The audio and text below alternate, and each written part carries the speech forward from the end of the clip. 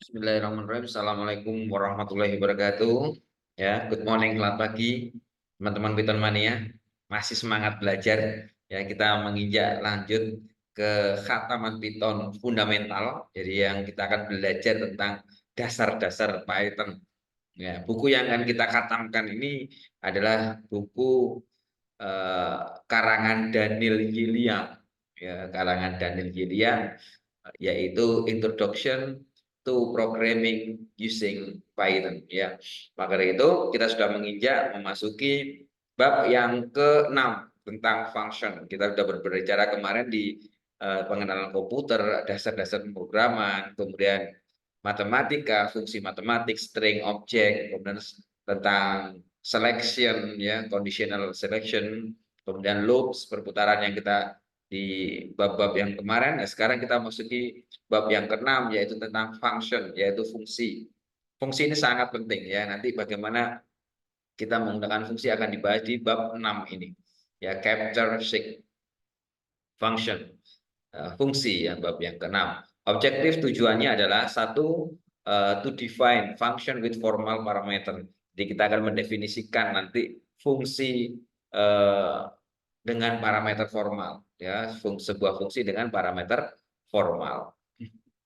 Baik, kemudian yang kedua adalah to invoke ya, to invoke function with actual parameter. Kita akan juga menjalankan ya, menjalankan fungsi, sebuah fungsi dengan parameter yang aktual ya, parameter yang aktual seperti itu.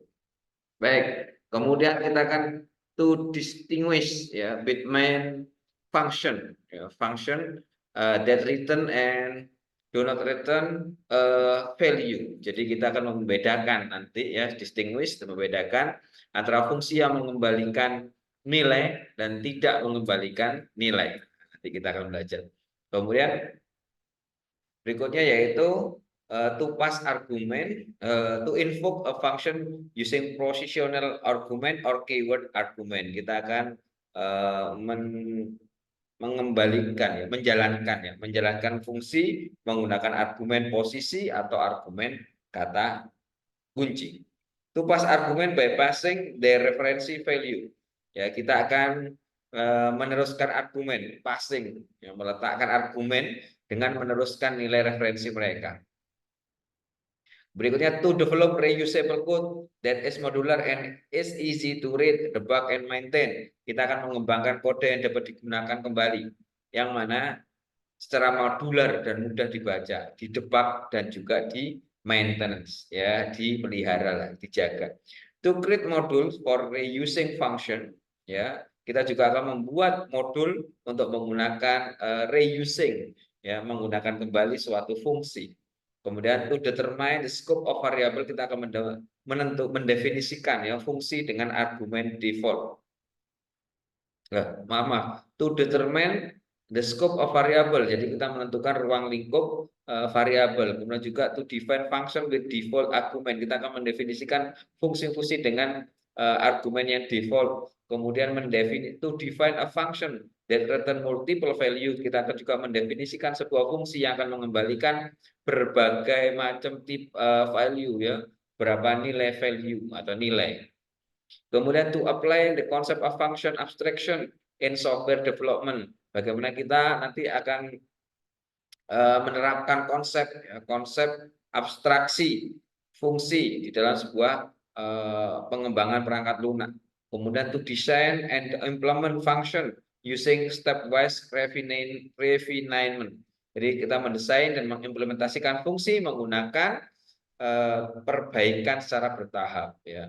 Terakhir adalah to simplify drawing program with reusable function.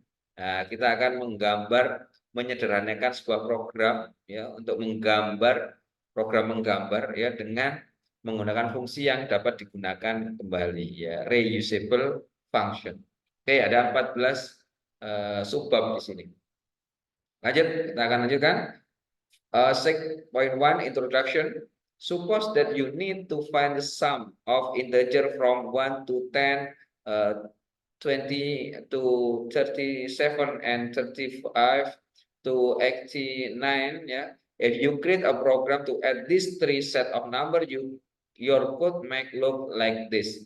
Jadi anggaplah kamu akan menemukan, ya, kita akan membuat sebuah program untuk menemukan penjumlahan integer, ya, dari 1 sampai 10, kemudian 20 sampai 37, 35 sampai 49. Maka ketika kita membuat sebuah program dengan menambahkan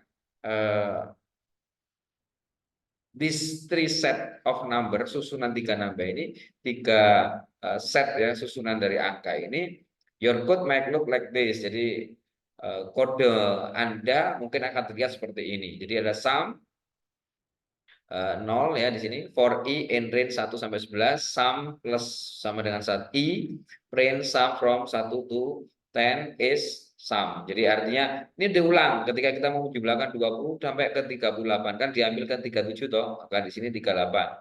Kalau 10 maka ini 11. Oke. Kemudian ini 35 sampai 49, karena 49 maka ditulis di sini adalah 50. Kita akan buat seperti ini kalau mau membuat 3 susunan, 3 set bagaimana penjumlahan. Nah, you may have observed that the code for computing the sum is very similar.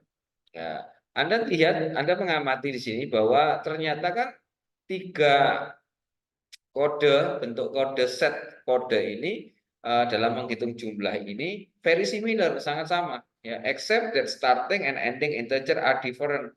Kecuali awal dan akhir dari integer yang berbeda. Wouldn't it be nice to be able to write commonly used code on once and then reuse it, ya. Bukankah kita akan sangat menyenangkan, ya, jika kita bisa menulis kode yang umum, ya, digunakan sekali dan kemudian menggunakannya kembali. Nggak perlu ditulis ulang seperti ini lagi, yang berubah hanya ini aja. Ya. You can do this by defining a function. Anda dapat Anda melakukan itu, ya, dengan mendefinisikan sebuah fungsi, which enables you to create reusable code. For example, the preceding code can be simplified by using function as follow. Jadi Anda dapat melakukan ini dengan mendefinisikan fungsi yang memungkinkan Anda membuat kode yang dapat digunakan kembali. Misalnya, kode sebelumnya dapat disederhanakan dengan menggunakan fungsi sebagai berikut. Maka kita cukup membuat fungsi namanya fungsi sum. Sum, ya, I1 sampai I2, result 0, ya, kemudian I in range I1 I2 tambah 1, resultnya tambah I. Maka return resultnya. Maka define sama dengan print sum from 1 to 10 is, nah, sampai ini kita buat 3 kali.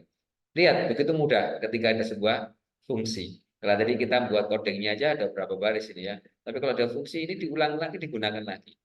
Line 1 to 6 define the function name sum with the 2 parameter I1 and I2. Line X to 11 define the main function that invokes sum 110 to compute the sum from 1 to 10. Sum 20 to 37 to compute the sum from 20 to 37, and sum 35 49 to compute the sum from 35 to 49. Jadi baris 1 itu 6 itu mendefinisikan fungsi dengan nama sum sampai 6, ya kan, dengan 2 parameter yaitu I1 dan I2. Kemudian baris 8 sampai 11 itu mendefinisikan fungsi main, fungsi utama yang mana akan menjalankan sum 1,10, ya, untuk menghitung penjumlahan dari 1 sampai 10, dan sum 20 sampai 37 untuk menghitung jumlah 20 sampai 37, dan juga sum 35 sampai 49 to compute untuk menghitung jumlah dari 35 sampai 49. A function is a collection of statement grouped together that perform an operation. Nah, inilah fungsi. Apa itu fungsi? Maka fungsi itu adalah kumpulan pernyataan yang dikelompokkan bersama yang melakukan operasi tertentu. Baik.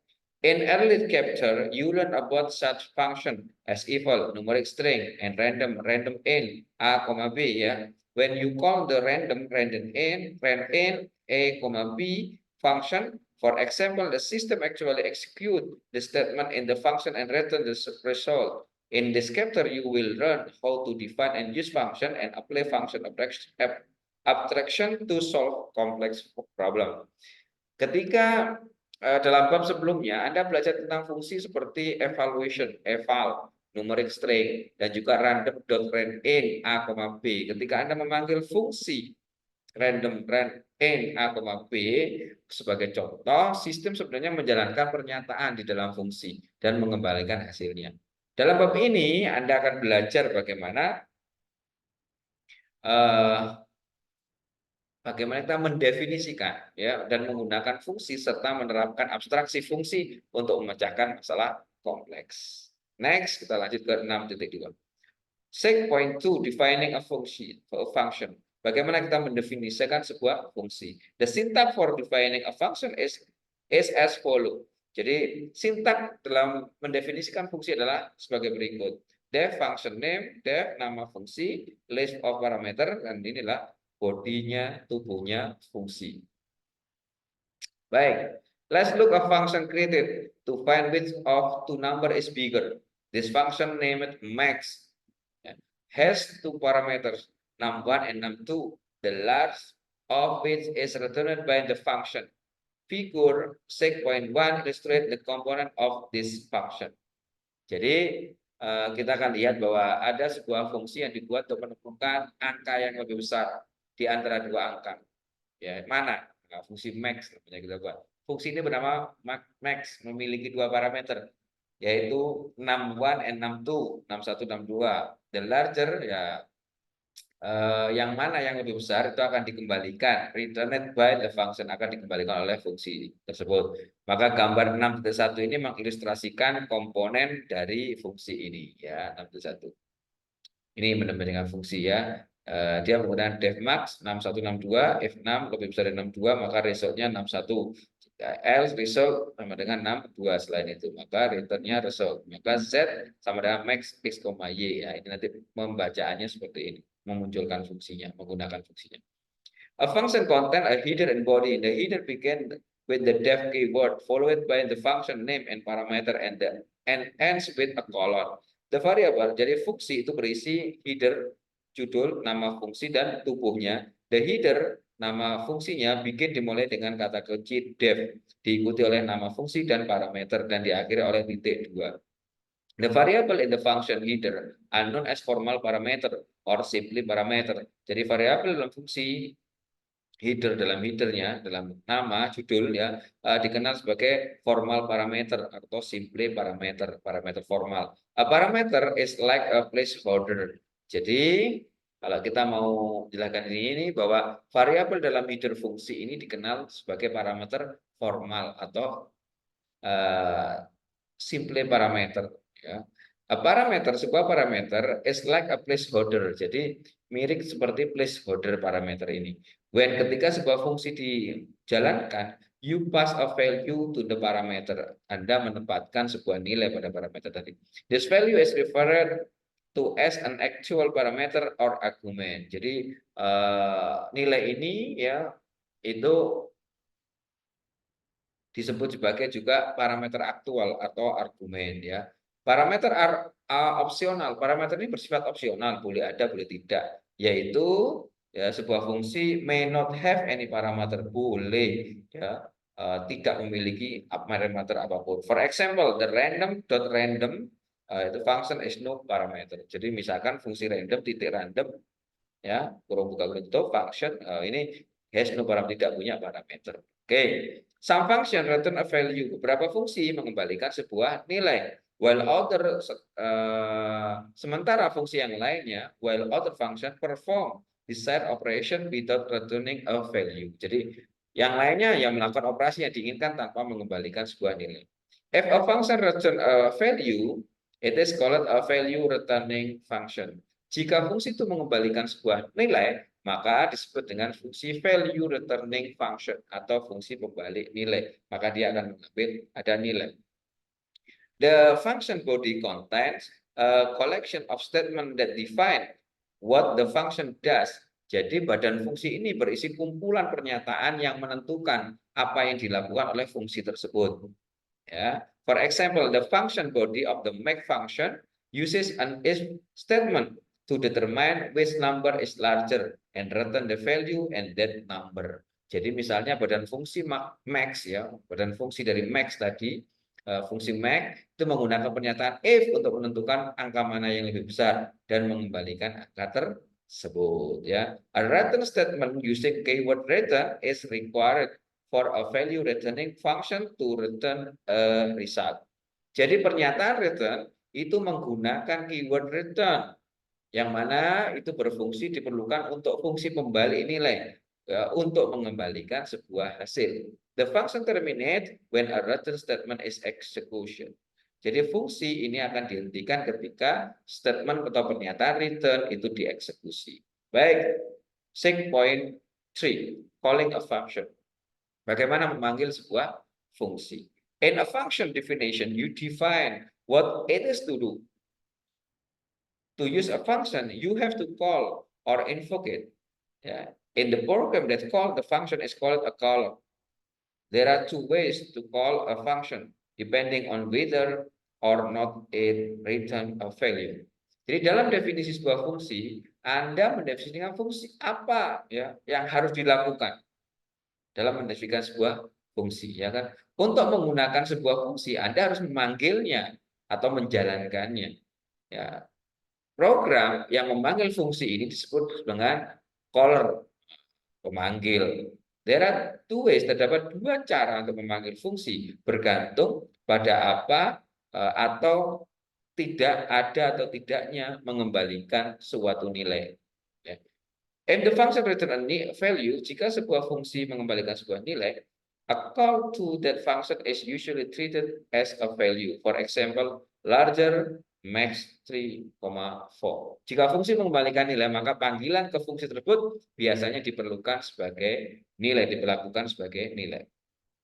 Jadi nanti larger ini nilai, value. Jadi max 3,4 ya. Calls max 3,4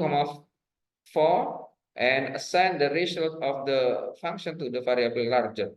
Jadi memanggil max 3,4 dan menetapkan hasil fungsi ke variabel larger. Maksudnya larger itu nama variabel ya, variabel larger sama dengan max ya.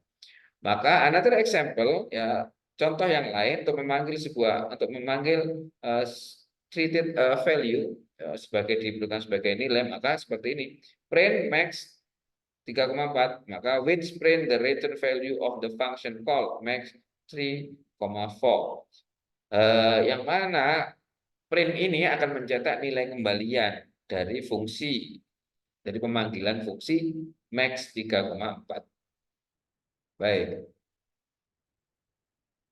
If a function does not return a value, the call to the function must be a statement. For example, the print function does not return a value. The following call is a statement. Jadi sebuah fungsi itu tidak mengembalikan sebuah nilai. Mereka akan memanggil sebuah fungsi must be a statement ya untuk berupa pernyataan. For example, the print function does not return a value. Contohnya adalah fungsi print. Dia tidak mengembalikan sebuah nilai. The following call is a statement. Maka print programming is fun. Maka energi dia mengembalikan value, nilai ya. Catatan bahwa a value returning function also can be invoked as the statement, as a statement. In this case, the return value is ignored. This is rare, but is permissible if the caller is not interested in the return value. Fungsi yang mengembalikan nilai juga dapat dipanggil sebagai pernyataan. Dalam hal ini nilai kembaliannya diabaikan. Tapi ini jarang terjadi ya, tetapi diperbolehkan jika memanggil tidak tertarik dengan nilai kembalian. When a program calls a function, program control is transferred to the call function. A called function return call control to the caller when its return statement is executed or the function is finished. Jadi ketika sebuah program itu memanggil fungsi, sebuah fungsi, maka kontrol program itu ditransfer ke fungsi yang dipanggil. Fungsi yang dipanggil ini akan mengembalikan kontrol ke pemanggil ketika pernyataan return dijalankan atau fungsi telah selesai. Listing 6.1 shows the complete program that is used to test the max function. Pada listing 6.1 menunjukkan program yang lengkap ya yang digunakan untuk menguji fungsi max. Oke, terlihat sekarang. Listing 6.1 test max.py ya. Nah, ini lihat. def max, jadi dia buat fungsi nama diawali dengan def. Fungsinya namanya ini max. Kemudian 6162 ini adalah parameter. Ya, dia menggunakan konsep sini if 6, jika 61 lebih besar dari 62 maka yang maksimum adalah 61, ya kan? Else kecuali maka yang maksimum hasilnya adalah 62. Oke. Maka dilihat di sini def main ini utama yang dijalankan nanti di sini ya. Nah, ini kan dipanggil main. Jadi ada dua fungsi ini. Main ini memanggil, di dalamnya ada fungsi yang dimasukkan di sini. I-nya 5, J-nya 2, maka max I, J, maka the print the large number of I and J is, mana yang paling besar adalah K. K itu adalah hasil value-nya. Nah, hasil nilai dari memanggil max. Karena max ini berupa value. Kenapa ada kata-kata return? Maka dia mengembalikan sebuah nilai. Nah, di sini maka ditampilkan K-nya adalah nilai. Maka main ini fungsi main, fungsi pernyataan ya ditampilkan di sini, maka main dijalankan. Maka jawabannya the largest number of 5 and 2 is 5. Okay. This program contain the max and main function. Ya, program ini berisi dua fungsi, yaitu fungsi max dan fungsi main. Ya, betul tadi kan ya. The program script invoke the main function in line 16. Jadi program script ini ya memanggil fungsi main di baris 16. Oke. By convention, sesuai perjanjian, program often define a function named main that contain the main functionality for a program. Jadi program ini ya itu biasanya sering mendefinisikan fungsi bernama main yang berisi fungsi utama untuk program. Jadi ini hanya aja sih, perjanjian saja sih. Ya nggak harus main sih ya. Cuman main itu lebih jadi program sudah jadi kuncinya kalau dijalankan. How is the program executed ya? Bagaimana program itu dijalankan? The interpreter read the script in the file line by line starting from line. Ya, jadi interpreter ini membaca skrip dalam file baris demi baris mulai dari baris 1. Ya. Since line 1 is a comment, karena baris pertama adalah sebuah comment, maka it is ignore. Ini diabaikan. When it read the function header in line 2, it store the function with its body. Line 2 until X in the memory. Maka ketika program mulai membaca header fungsi di baris 2, dia menyimpan fungsi dengan badannya, yaitu baris 2 sampai baris 8. Ya, di dalam apa? Di dalam memori. Remember that a function definition define the function, but it does not cause the function to execute. Jadi ingatlah bahwa sebuah definisi fungsi itu akan mendefinisikan sebuah fungsi ya. Jadi tetapi tidak menyebabkan fungsi tersebut dijalankan. Dia mendefinisikan sebuah fungsi tapi nggak dijalankan. Ya, kenapa? Hanya tulis saja 2 sampai 8. The interpreter then read the definition of the main function. Lah baru interpreter membaca ya pernyataan, membaca definisi fungsi main yaitu 10 sampai 14 to the memory, pada memori. Finally akhirnya interpreter read the statement in line 16. Jadi interpreter membaca statement pernyataan di baris 16 which invoke the main function ya yang mana dijalankan, yang memanggil fungsi main dan menyebabkan fungsi main dijalankan. Jadi 16 itu pertama yang dijalankan. Tadi yang pertama def main sama def max ini ya hanya disimpan di memori. Ya yang dijalankan adalah def main ini. Mainnya jalankan, dia jalankan ini dulu. Habis itu di dalamnya kan damai mau dia jalankan ya. Which invoke the main function and causes the main function to be executed. Ya, dia memanggil fungsi main dan menyebabkan fungsi main itu dijalankan. Maka the control is now transferred to the main function as shown in figure 6.2. Jadi kontrol sekarang ditransfer ke fungsi main seperti yang ditunjukkan pada gambar 6.2. Oke. Nah, ini ya. Jadi pertama main dulu dijalankan, kemudian main jalan, kemudian kan ada max, maxnya dijalankan ini. Nah, setelah max ketemu ada result hasilnya, maka dijalankan print. Ya. The execution on the main function begins in line 11. It assign 5 to 1 and 2 to G, line 11 to 12, and then invoke max E, G, line 13. Jadi eksekusi fungsi main dimulai di baris 11. Ini menetapkan angka 5 ke 1 dan angka 2 ke C.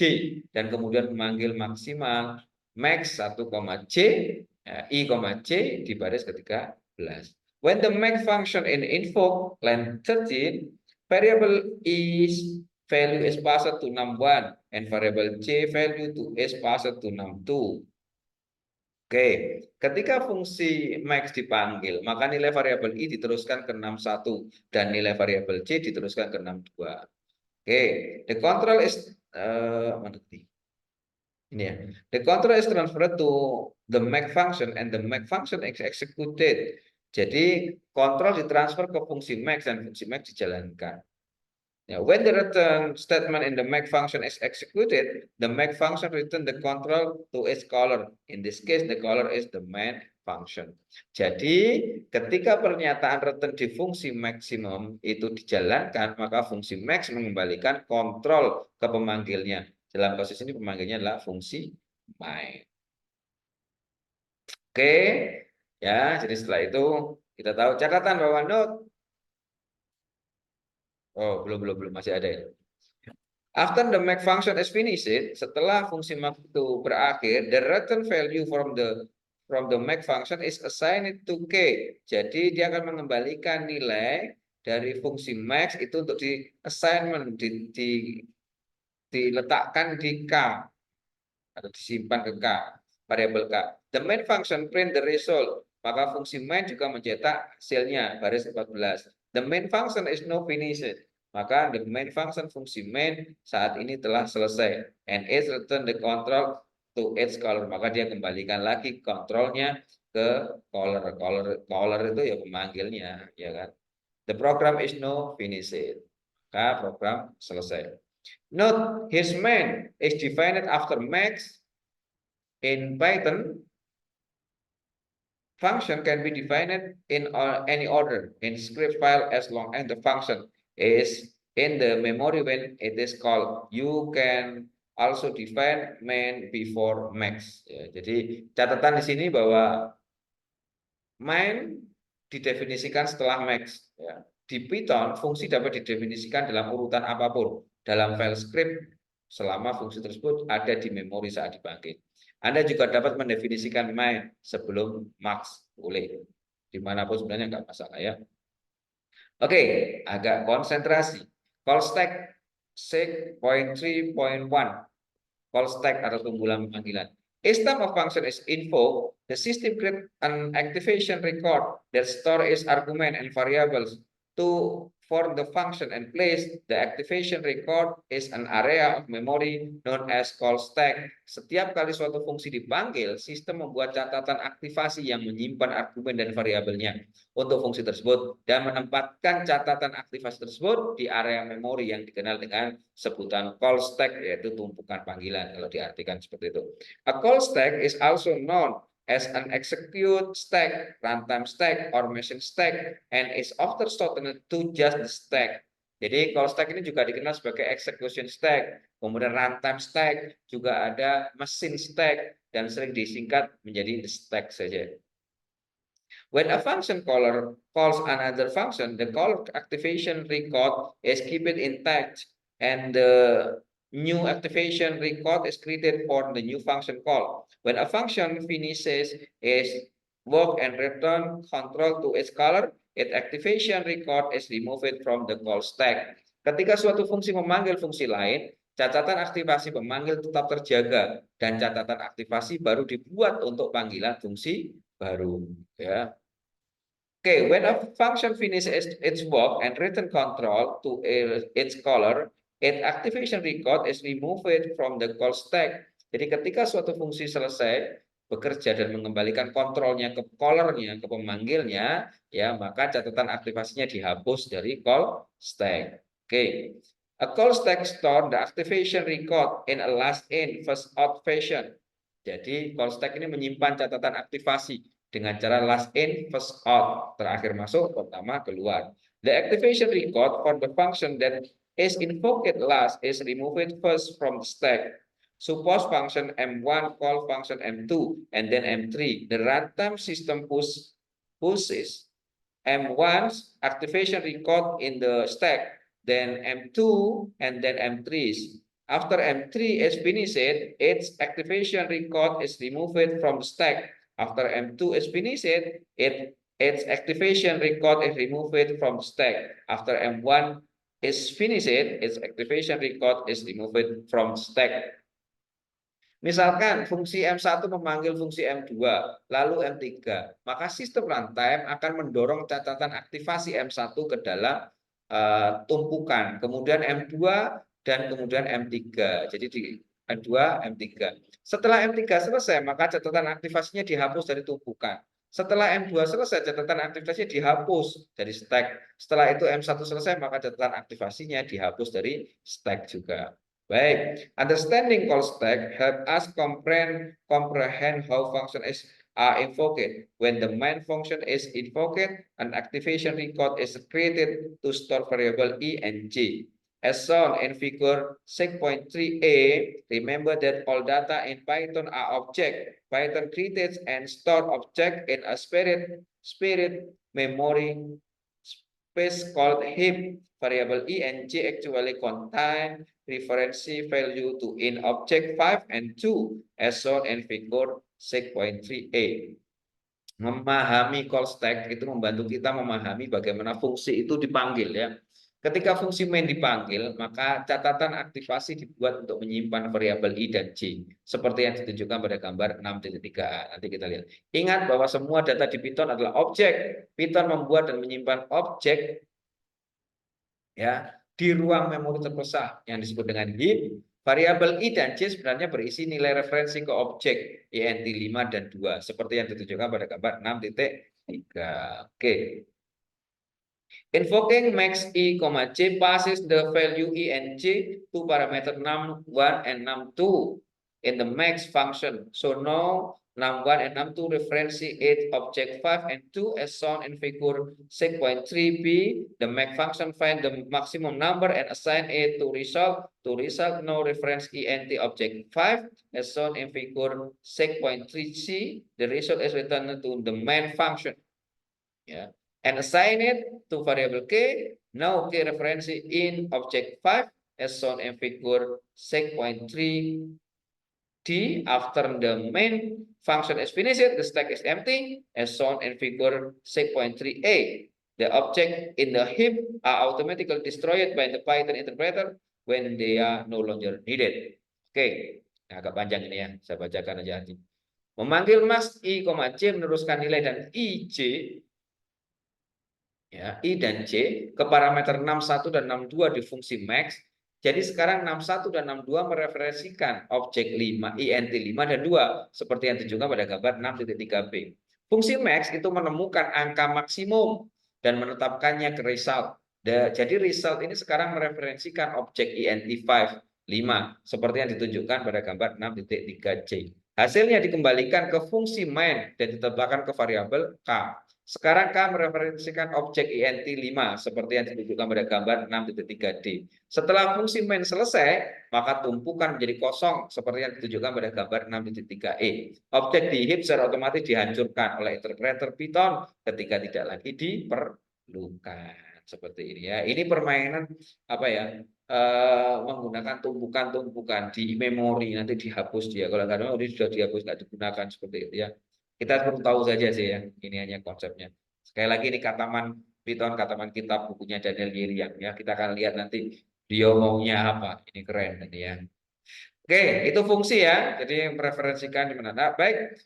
Untuk episode yang kali ini ya ke-25 ini kita cukupkan sampai sekian dulu ya. Di mana kita nanti akan lanjutkan di 6.4. Tetap semangat Python mania ya, karena Python itu mudah, simpel dan menyenangkan. Saya akhiri, wassalamualaikum warahmatullahi wabarakatuh.